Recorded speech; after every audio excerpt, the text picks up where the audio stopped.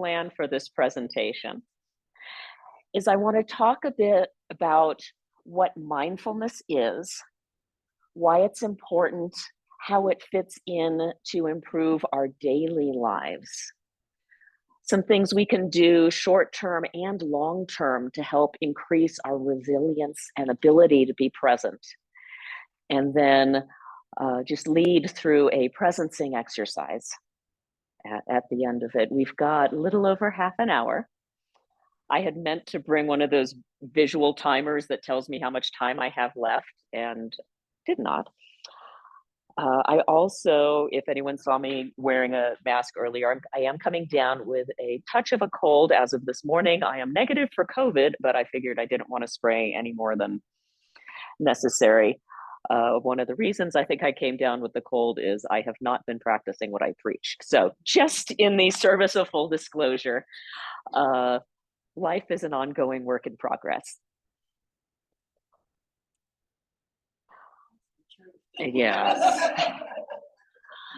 I define mindfulness as the ability to be fully present in this moment. It's being aware of where you are in time and space, being here. It's taking in information internally and externally. It is a place of being incredibly receptive to what is in this moment now. It's very difficult to live this way because we're kind of geared to try to figure things out. We want to plan for situations. We want to be prepared. Our brains are kind of thinking, okay, what could we do in this situation? How do we respond? And how do we be safe by orchestrating everything we say and do and experience? And unfortunately, life don't work that way. Yes, I am speaking from experience. I spent the first several decades of my life attempting to orchestrate other people's impressions of who I am. I wanted them to like me. I wanted them to be impressed by me. I wanted them to think that I was sweet and innocent and safe, and please don't hurt me.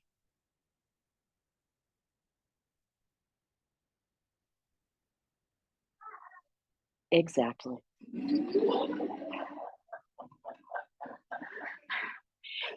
It has taken many, many years to examine my beliefs, my fear that I am in danger, my fear that I need to control things in order to be safe. There are still times when things pop up, when I'm in new situations, even if they're similar to what I've had before. My kids have a saying, never believe anything your brain tells you after 9 o'clock at night. If I am dehydrated, if I realized I haven't eaten anything since whenever, this is when the brain weasels set in and they come back and they say, you have to do this. If you don't do this, if it doesn't have this outcome, then it will be awful. And when I'm tired and stressed and not present, I believe them. And that makes life so much more difficult. I know. Me too, kid. Yeah. What I have found is when I make the effort to breathe, to do those foundational things, to acknowledge what my body is trying to tell me when it's saying, you know what, maybe you could use a little more fluid in your body. maybe it's time to just pause and breathe and settle back into, what do I notice here now? Because in this moment, right now, I am safe. In this moment, right now, I'm with all of you. This is really neat. I like this. I am so impressed with how Annalisa has spearheaded this beautiful transition of what the yoga festival is becoming this year. One of the things about yoga is that it's not just the positions, it's the heart, it's the experience of movement, the dynamic experience of life, embodying the energy as it shifts and you move. And everything that has happened this year is such a glorious example of how we can live our lives in that place of dynamic excitement. And by excitement, it's that willingness to tap into what is larger than ourselves. What is source? What is guidance? What is moving us and calling to us? That essence of what is being called from each of us to be present in these times of, let's face it, pretty transformational chaos. I have a group that I'm involved with that is absolutely magnificent. It's called the Wide Awakening. And I'm so looking forward to the spiritual retreat that I signed up for a couple of weeks ago so I could meet everybody in person. And it's scheduled for next month in Asheville, North Carolina. Everything is in motion. Everything is a dance. So the question is, how do we retain our balance as the world around us is shifting? And the easiest way I've found to describe it, well, in my life, it feels like surfing a tsunami. But it is a matter that when surfing, you need to be connected to your core, to that inner selfness, that connection that isn't dependent on feet on solid ground, but that energy that connects to the core of the earth and the sky and everything on every dimension that is unchanging amidst the change. Because that's one of the neat things about life, is the expression of the duality and the embodiment of things that seem to be contradictory, but in the expansiveness of everything are just different aspects of the is. It's like the light and the dark are not in opposition, they're in partnership. They express each other. It is the silence between the notes that helps add vibrance to the song. It is all part of life. So the question I keep running into is, how can I strengthen my awareness of this core truth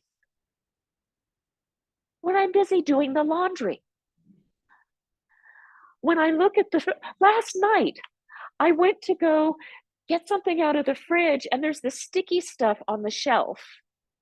And I said, oh, the soy sauce that I had, the cap probably wasn't on and it leaked. It's like, that's not soy sauce. And I look on the top shelf and I had this bottle of butterscotch root beer that I was really looking forward to trying. I got it from one of the little shops in the village. And it was in this place in the back of my fridge, and it froze, and the bottle had exploded. So instead of getting my salad, I ended up spending the next half hour cleaning syrup and shards of glass out of my refrigerator. This was not how I wanted to spend my evening. But it was in front of me, and it was something that needed doing. So I took a breath and just took each moment to be present with what is being asked of me in this moment now. It takes practice. It is so easy to get into, well, what about the next moment and what's next? I have spent so much of my life being torn. It's like they talk about work-life balance. And it's like, when I'm with my family, it's like, oh, but there was this work project I haven't finished. And then I was at work, I'm like, oh my goodness, did I leave the stuff out for the kids? And that's exhausting. It takes practice having faith. It takes practice accepting I can't control. And that it's not about control.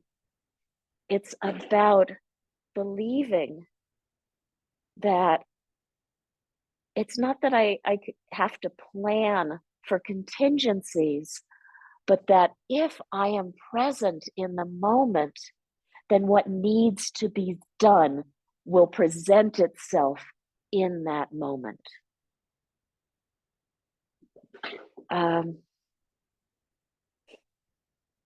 I've been working on this a very long time.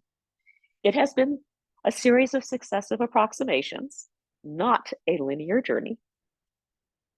But I am so grateful that I have put the energy into practicing letting go of shoulds, of letting go how I think things should be, letting go of how I think other people should be. That's a big one. Once I learned that if people are really annoying me, speaking of my husband,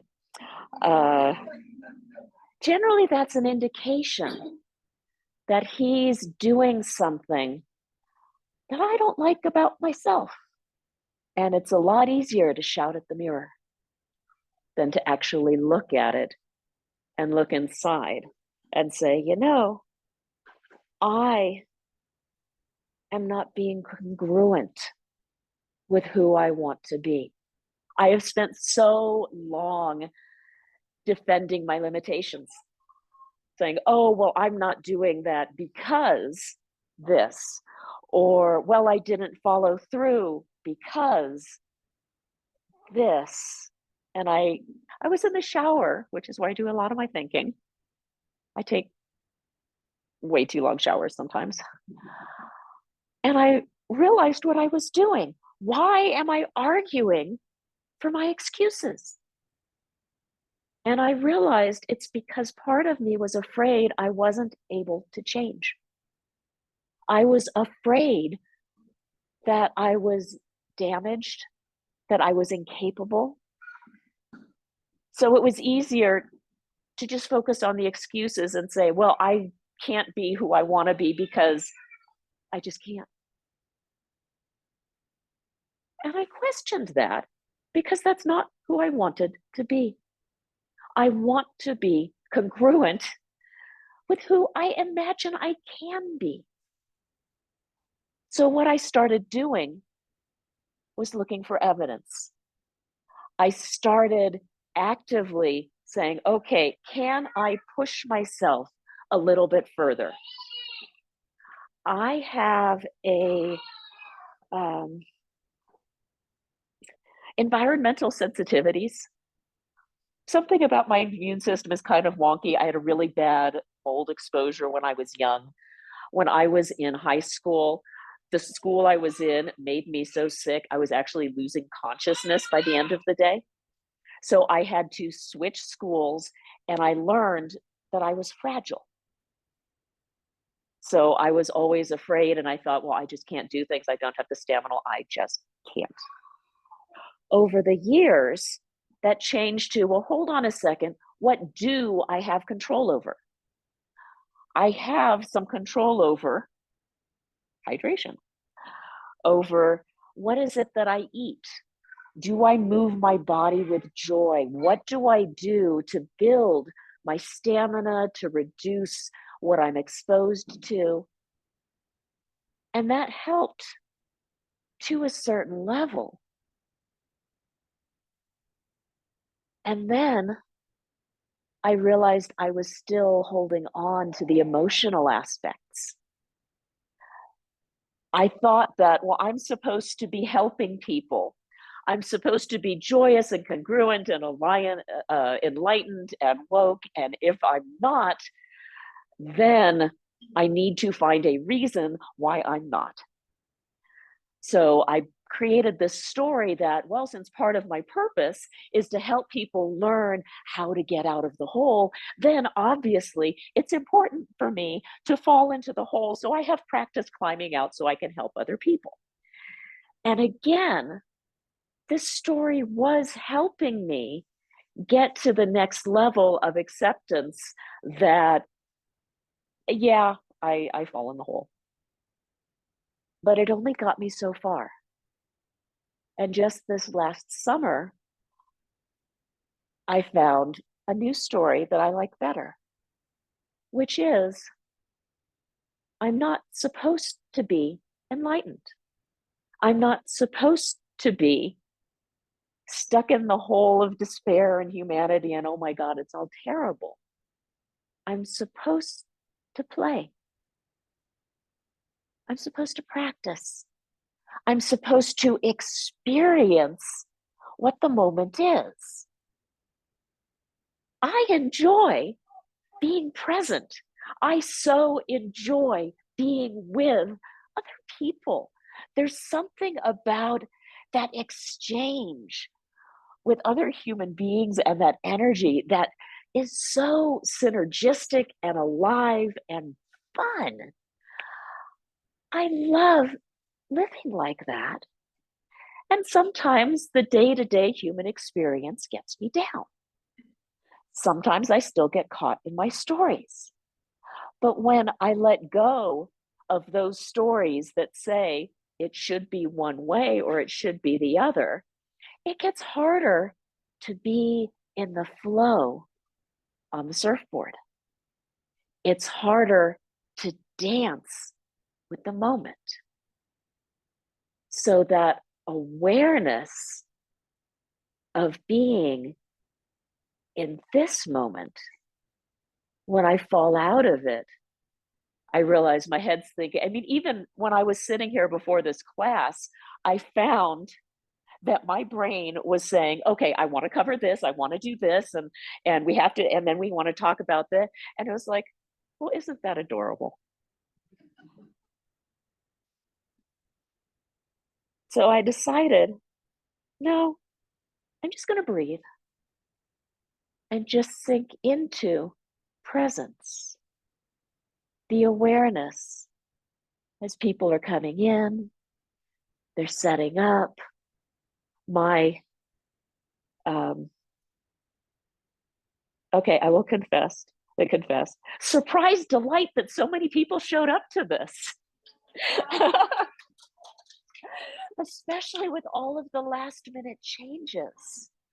I'm just so delighted to be here and having faith that based on what everybody in this room, on the call, who may be watching the recording later, what it is that needs to be heard in this moment will come through, whatever that might be.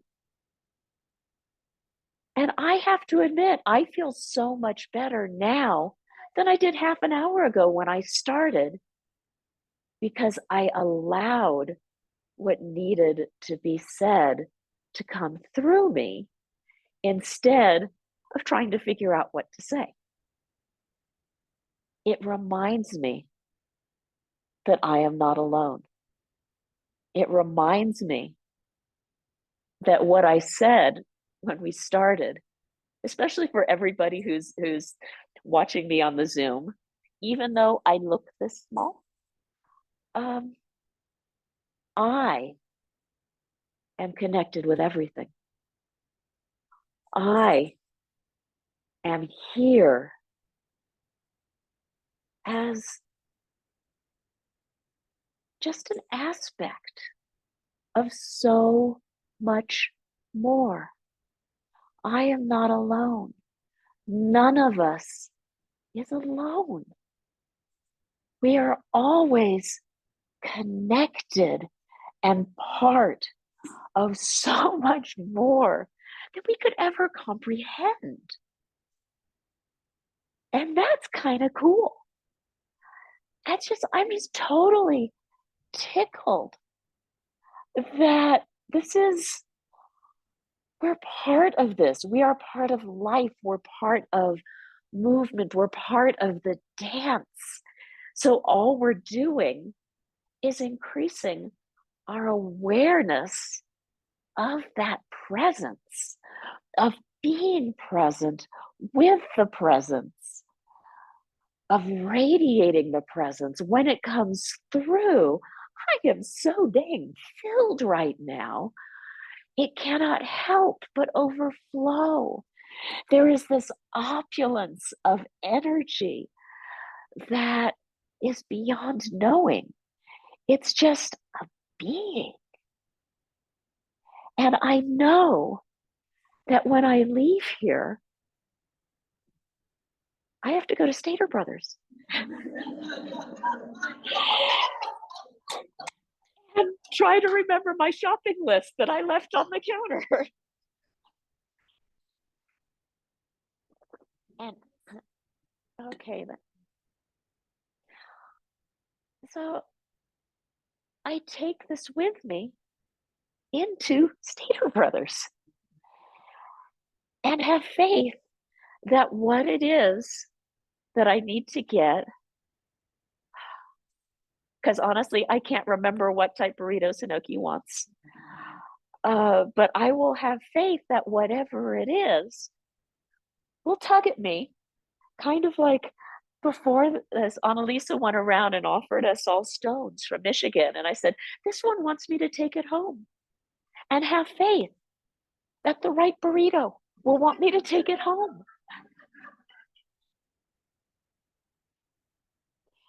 It's all part of life. And I know tonight, when I get tired, when I get sad, when things start to tug at me, I will have the urge to seek distraction.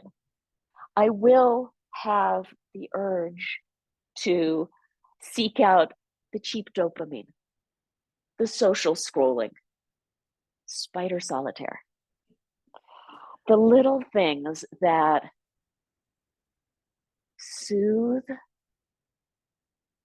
but they don't rejuvenate. They don't fill me. They don't honor what my soul truly desires.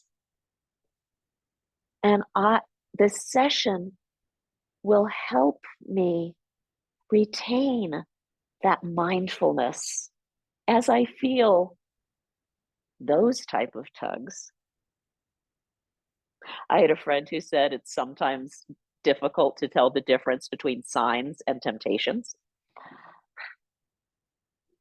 but hold on to my higher vision, my higher desires for who I want to be, and breathe through these old habits of soothing and distraction. And in each moment, I have the opportunity to make a new choice, to be present, to be,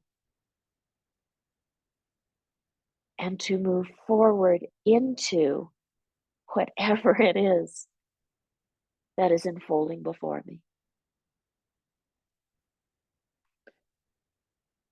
We do have a few minutes left. I would like to take us into just a small presencing exercise in this moment.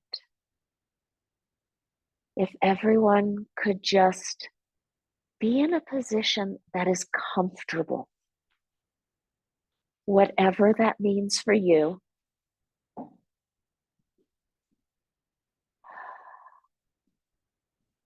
Whatever your body is asking in this moment, how it wishes to be supported, how it wishes to support you.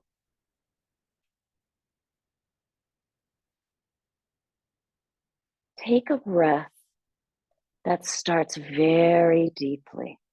Imagine a balloon deep beneath your belly button, and as it expands, there's a straw that goes up and out, whether you're breathing through your nose or your mouth.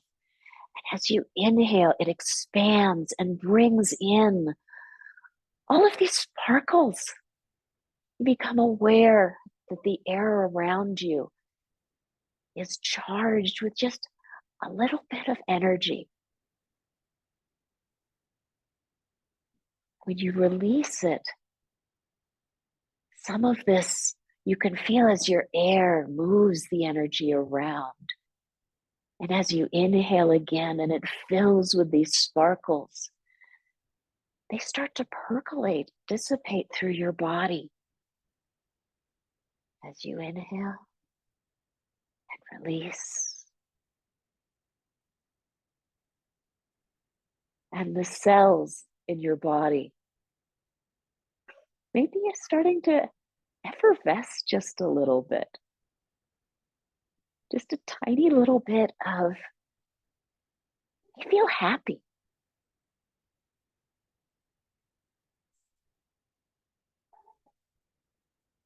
It goes to from your core to your limbs, to your extremities. And then you notice the surface of your skin. Whether you're feeling, you become aware of your clothes or the air, the temperature. And it's interesting because you don't usually notice your skin, but it's there.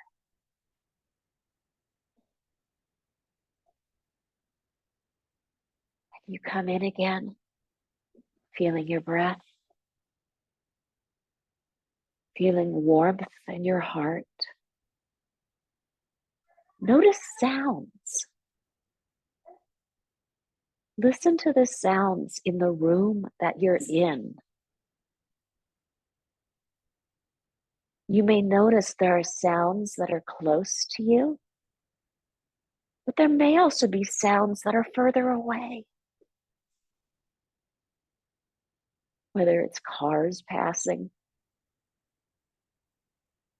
maybe for those of you who are zooming in, there's an airplane going overhead. What is out there that you can hear far away? What do you notice? And then come back in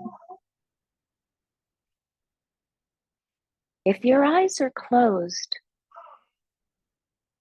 open them for a moment. And what do you see?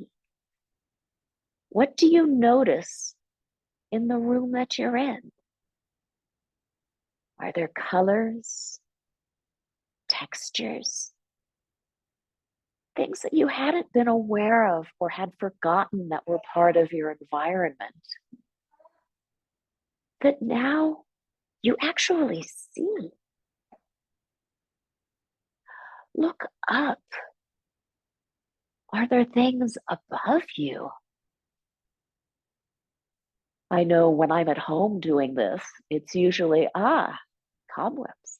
I should probably do something about that. But that's part of just noticing. What are things that we are surrounded by that we may not notice? Now bring your awareness back into yourself, back into your body. Feel your body. Is it asking for movement? It's time to come back into the presence, into a transition from this moment that we have been sharing together into the rest of your day. And as we transition from then to now to what will be, maybe kind of wiggle your fingers a bit, kind of stretch, become part of the movement in your body, of your body, with your body. What is it asking that feels good? Kind of stretch and wiggle a bit. I know I love massaging my knees. That makes them happy. Oh, and then come back here with me, with us, and be here in this moment now. Thank you.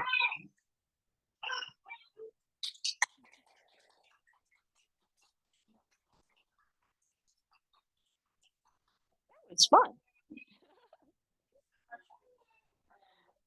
Rachel has some books. Yeah. And some different programs that she offers for local here.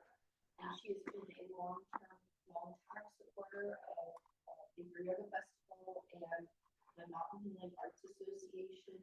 And if you have any questions for her, I'm sure she would like to answer them. I've got cards, not a whole lot of them, that are for a free guided meditation that's downloadable on my site called Reconnect with Now. And it's a walking meditation because usually, yeah, when I sit down, I start doing my grocery list and what I'm supposed to do. So this is designed for like walking and becoming aware of your environment. So if anyone's interested, I have some cards. You can just download it from my website. And if you have any questions, let me know. Thank you, everybody. Yoga Flow is next. So we're transitioning, and I also wanted to say we have goodie bags, extra goodie bags. So if anybody knows someone who would enjoy you gifting them with a goodie bag, you're welcome to help yourself to a bag or two extra. So thank you for being here today. Thank you too. Thank you so much for being here. This was fun.